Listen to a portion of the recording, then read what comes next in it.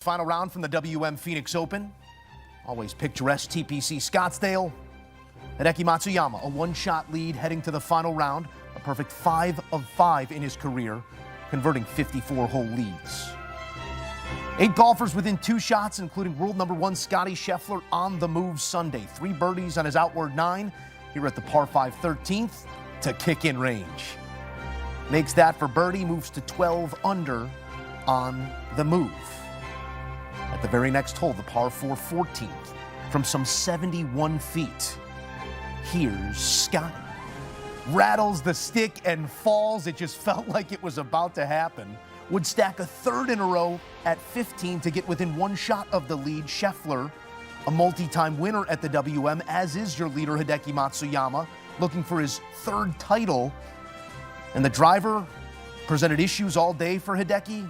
Just a canvas for shots like that. Wizardry in recovery with 2-putt from there for birdie. Regains a solo lead at 16 under. Back to Scheffler at the par 4 17th. Handful of holes out in front of Matsuyama, so got to take it deeper, post a number, something for him to look at. Another circle for the card for Scheffler, who moves to 15 under, 1 shot off the lead.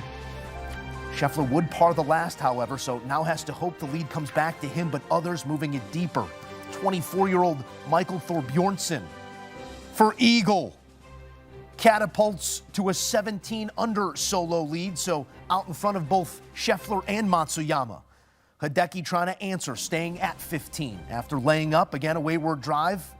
Leaves it under the hole. A thing of beauty to 3 feet would make for birdie, regain a share of the lead at 17 under. Chris Gotterup lingering on the back 9 after birdies at 13, 14, 15, 17. Sets up another here at 18. Good and getting better. Gotterup birdies the last and enters the clubhouse 1 shot off the lead. Trying to stay loose on the practice range, but Matsuyama still with the lead in hand. Thorbjornsen standing next to him at the par 3 16th. The intensity of the stadium hole got to him, and the par save goes wayward. Drops a shot and falls out of the lead. The 24-year-old finishes T3 at 15 under. To the last with Matsuyama. Another drive that missed the fairway into the fairway bunker and catches the lip on the way out. So Hideki having to get up and down from there for the win. Gotterup still looking on. Maybe get ready, fella, because it would be 24 feet between Hideki and his 3rd career victory at the WM. We're going to a playoff. Gotterup already waiting on 18 tee box. Hideki headed back. They'll play the par 4 finisher again. Maybe not the hole that Hideki would want to play after missing a fairway and making his first bogey of the day on 18. Matsuyama's tee shots on the 73rd hole, and he knows it. Wayward and wet. Matsuyama essentially handing this one away off the tee box, and after hitting just 3 of 15 fairways this round, it's that issue that spelled disaster. Gotterup, now with it in his hands. A long birdie bid. Why wait? Chris Gotterup, a winner once again after claiming the Sony just a few weeks ago. A 2nd win already this season as Chris Gotterup gets the 3rd victory of his young career. 16 under the number that got him into the playoff, and a birdie at the last as Gotterup birdies 6 of his final 7 holes to creep up from behind and claim the WM. Chris, it seems like you can't even believe what you just did. You've won before, but you have never won like this. Your first playoff, these crowds. What's going through your body when you walk off in regulation and have about an hour to think about it and realize we're back up?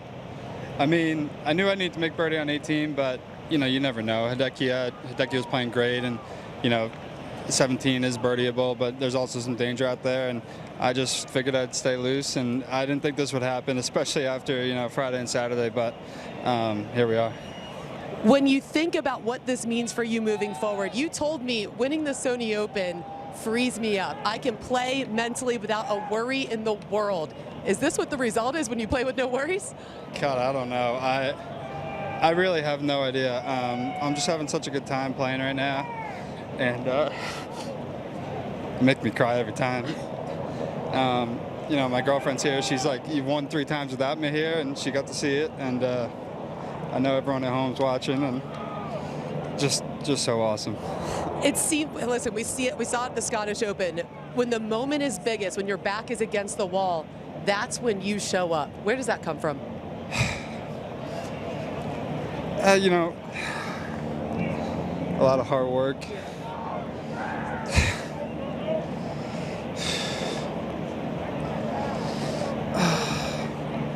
You make me cry every time. You know, there's just so many people that believe in me, and to be able to share it with them, I'm not gonna be able to get through it. It's just so much fun. It's really fun to watch you let us in the way that you have. Another unbelievable victory for you, Chris Gotterup. Go celebrate this one with your girlfriend. Jim, this is what it's all about. It really is, Amanda. Oh, what a scene there in Scottsdale at the WM as Chris Gotterup adds another one to the trophy case. A winner now at the WM Phoenix Open, and all sorts of emotions in it as Gotterup gets it done in the desert. For more, it's always our pleasure to take you out to the Super Tower, where our lead voice of golf on CBS, Trevor Immelman, is standing by with his thoughts. And man, you got an hour or so here, Trev, because this was quite a final 60 minutes of action. And I want to get to Chris Gotterup, but let's start with Hideki Matsuyama, because from go on Sunday until that final drive, unease over the big stick. What did you see on the tee today? Yeah, really the whole weekend he seemed a little uncomfortable with the driver. This is a new shaft in the bag. He put it in last week for the first time, started testing in Hawaii, felt comfortable enough to go with it. But gosh, we saw a bunch of double misses. He was missing left, he was missing right. And when that is the case, it's very hard to aim and know where to aim. And so what generally happens is then you just start playing away from all the trouble and making defensive swings. So it was tough for him. I thought he hung in there extremely well, considering how he was driving it. But eventually, I mean, isn't this sport just amazing? How you get exposed? And on the final hole of the tournament, he hits that terrible tee shot, and then the bad shot from the bunker, and then the playoff. The playoff, quite honestly, it might be one of the worst shots I've seen Hideki hit. I mean, ordinarily he's so reliable with the long game, and I don't think that driver is going to be in the bag very much longer. Yeah, he is known to tinker. We can leave that one there in the desert for Hideki as we move forward. It was great golf and a scrambling masterclass for much of Sunday, but 3 of 15 fairways, not going to get it done. 44% for the week for Hideki. It opens the door for Chris Gotterup and others, and Gotterup is the one that takes the opportunity here. Trevor, if winning is a skill, it is a skill that has developed quickly here in Chris Gotterup. What do you see in him in these moments? Well, he's got a ton of game. Look, he's got great hands. And the reason I say that is the swing is not conventional. I mean, he aims way left. He gets extremely narrow on the way down. He's got his body position leaned way ahead of it. And so everything always looks late, but his hands are so good. He squares the club head so beautifully through the impact interval. And so that's number one, is his sweet spot awareness is pretty elite. And then he's got guts. I mean, you think about the wins that he's had. He's now 4-time winner on the PGA Tour since 2024. When he won in Scotland, he went toe-to-toe with Rory McIlroy over there in the UK. And so he's definitely got that little extra inside, something that, you know, you can't always put your finger on with athletes. But he has that something special, and when he gets a sniff, he knows how to close it out. I think the what if in this one belongs to Scotty Scheffler amongst a number of other things here. Plays that 3-hole stretch on Thursday in 4 over par, and still a Sunday 64 gets him a shot out of a playoff. What does it say about the mettle of the best player in our game? Well, the guy he's like the ocean. I've said this weekend on our air. I mean, he's like a wave that just keeps coming all the time. He's so consistent. He hangs in there. The self-belief is through the roof. The talent is through the roof. The work ethic is through the roof.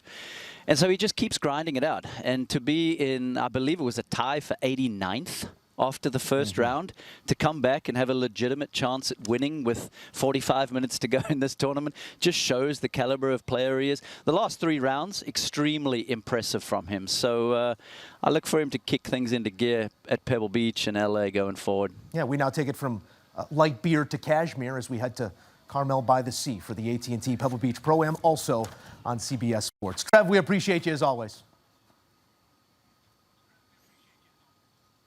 Thanks. Appreciate it, Moose. Go Seahawks.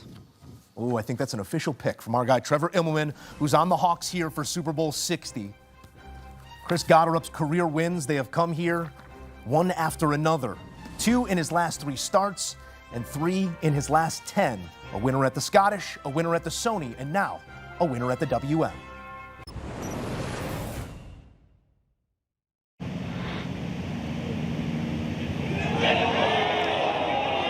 Gotterup.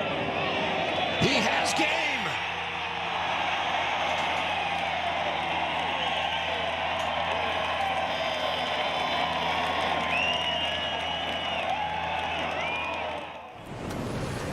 Chris Gotterup, now a 3-time winner on tour as he birdied 6 of his final 7 holes on Sunday. We say hello again to Patrick McDonald, Shane Bacon joining the conversation. And fellas, I know this moment belongs to our guy, Chris Gotterup, but I really am having a hard time looking away from Hideki Matsuyama right now, Shane. So much of what we've seen throughout Hideki's career has been the calm, the steel in moments just like this. What did you make of the Hideki we saw Sunday?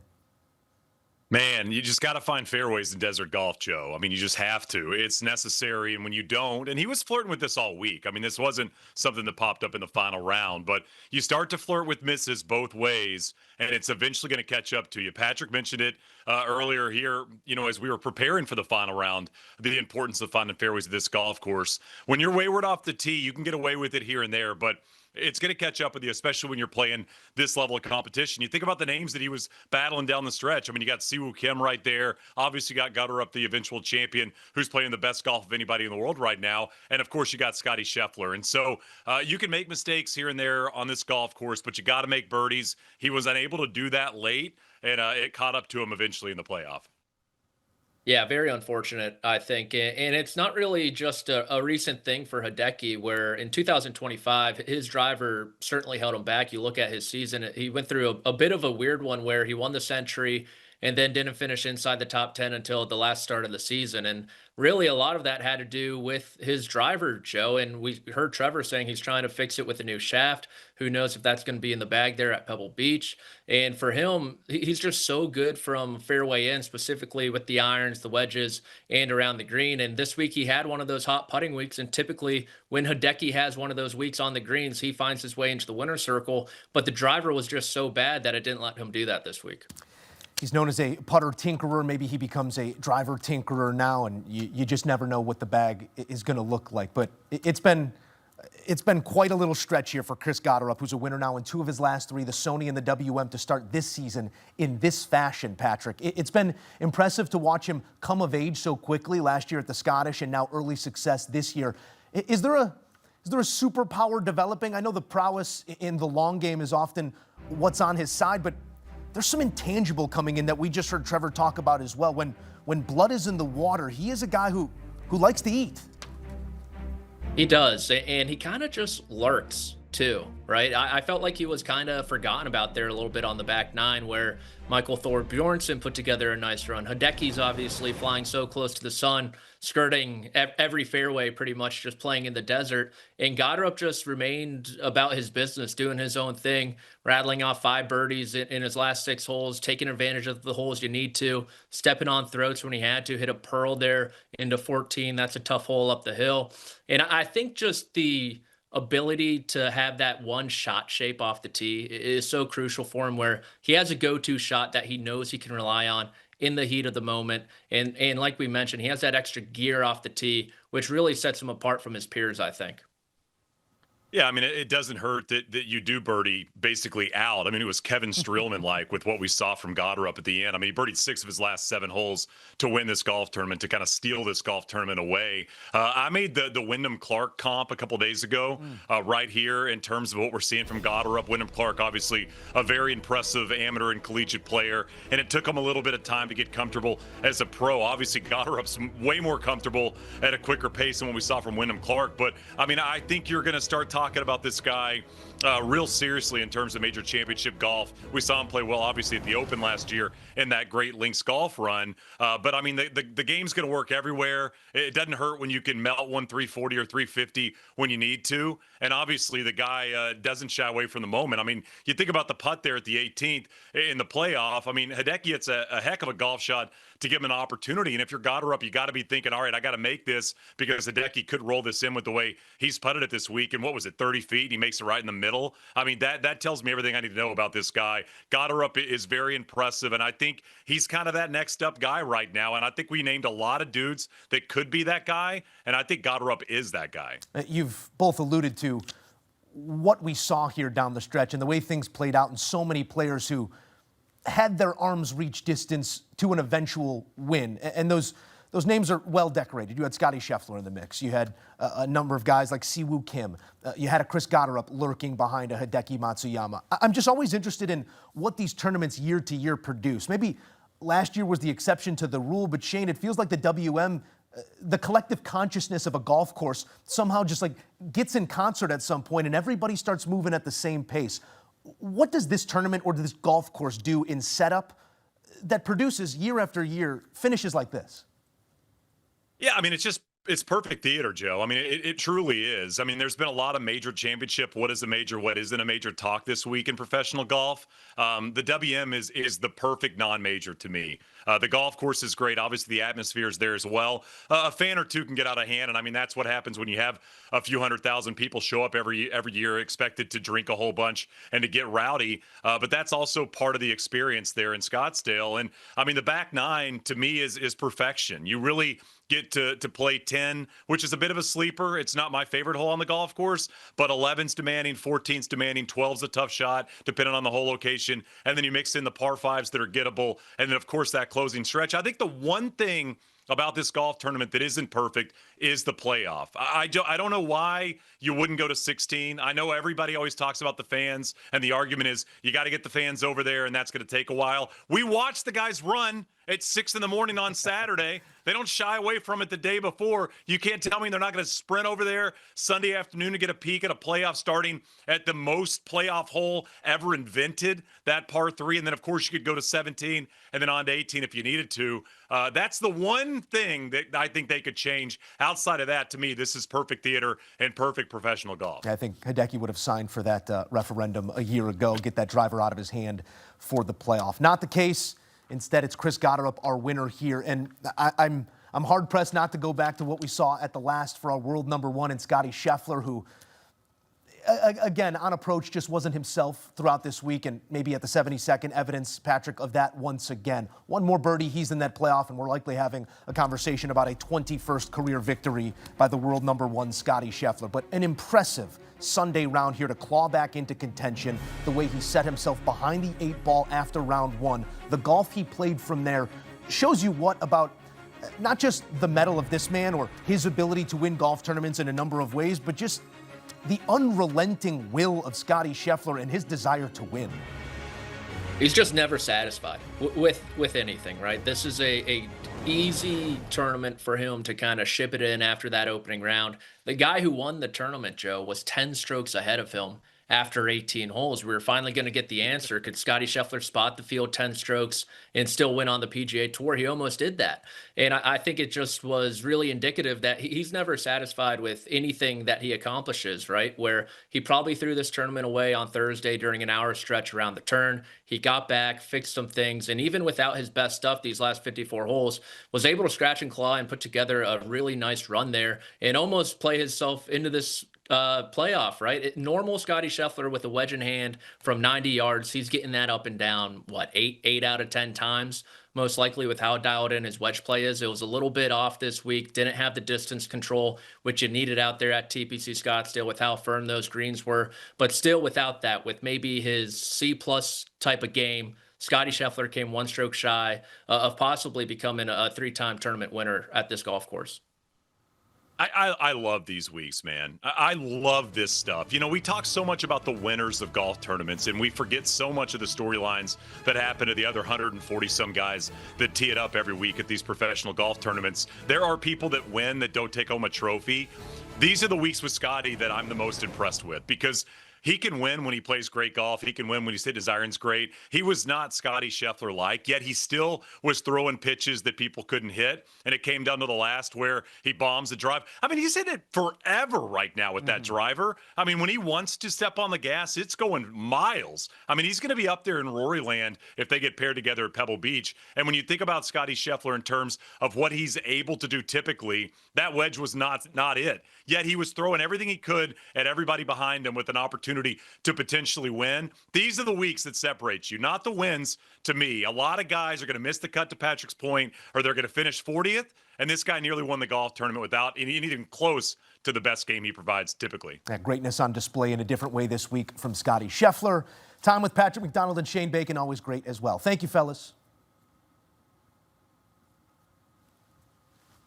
A look now at some numbers as we turn our attention to more golf on CBS, the AT&T Pebble Beach Pro-Am, the most magnificent meeting of land and sea, where both professional and some of your favorite faces from sports and pop culture will take to that amazing property in Carmel by the Sea. It is a signature event. That means big money at stake. Rory McIlroy, your defending champion, the win that cast a dream season. We'll see if Roars can go back-to-back at Pebble.